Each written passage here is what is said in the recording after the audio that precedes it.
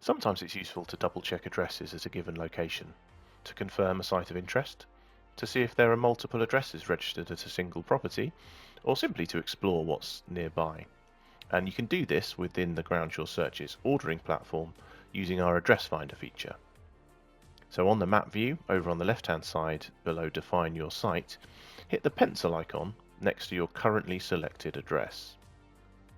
From here you can edit that address, but we're interested in Address Finder, so we're going to hit Add to Map. You can then close out the modal or hit Save Changes. And what this has done is added address points around our location to the map. Click on one and the addresses at that location are presented in this light box top right. If you wanted to use one of these presented addresses as the address for your site, click it and it will appear over here on the left hand side.